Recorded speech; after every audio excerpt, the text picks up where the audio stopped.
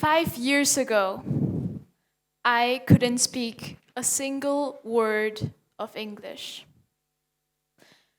5 years ago, my father got a new job in China, and I was expected to study at an all-English speaking school. The issue, however, was that he only told us a month or so prior to our departure and reminded me, what exactly are the chances that I could be fluent in this completely new language within a single month? 0, 0, 0. You see, I was running a race against time. And whilst humans have limits, time is vast and infinite. I simply could not envisage a win in what little time I had. So no matter how hard I tried, nothing worked. And by the end of that month, I had barely mastered saying the words classroom, restroom, and pencil, whilst getting enrolled into the first day of my new school and settling in to my new life. I came into this new life with old eyes. I thought life was just drawing one unlucky person out of a hat and deciding to drop an anvil on that one's head. I thought that life was just conveniently throwing stones at me, left, right, and center. I thought that if I just sat there and stopped learning and waited stubbornly enough, we would go back to Germany. But that would never happen. So I had no choice but to switch out my old eyes for a new pair. It wasn't easy. In fact, easy was the polar opposite of what it was. I felt trapped on a one-way road in the middle of nowhere. It was like I was the dino jumping around in your Google search window, and forward was the only way to go.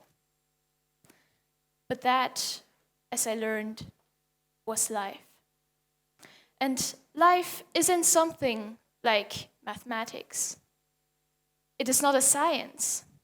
In life, things are constantly changing. There's no way you can arrange it all in a convenient array of variables. Life is like throwing a 6-sided die, predicting that there's a 1/6 probability of getting a 1, then finding out about the hidden 7th side. I felt like a pit store goldfish being set free into the sea. I had never seen anything like this before for my round and routine fishbowl of a life. And with this newfound freedom, there came new predators and uncharted territories as my weak, tattered fins battled against the currents of misery, misunderstanding, and melancholy. Yet, my name is Vanessa Nagel, and I'm here to introduce an old friend. Resilience. I know. I can already sense the sighs and eye rolls that this cliche attracts like flies to honey. But truth be told, resilience is the key to all doors. Resilience is like the feathers of the bird of success. Resilience is like water in times of drought and adversity. It is our beloved resilience that nurtures the thirsting, dry, knowledge-malnourished minds with none other than hard work and failure. Yet, as I glance out into the crowd, I'm still met with glimpses of doubt and diffidence. And to those I ask, how do you think Marie Curie became the first female scientist to win 2 Nobel Prizes? How do you think Liz Murray got accepted by Harvard despite of being homeless for her high school years? How do you think Maya Angelou rose from violence, racism, and poverty to become the world-renowned author, playwright, and civil rights activist? Resilience, of course. There are, and there always will be, misconceptions of resilience. One of which is that it is a picture-perfect formula for success. That trying your best always automatically equates to succeeding. And well, that may be true sometimes. It is mostly in your dreams.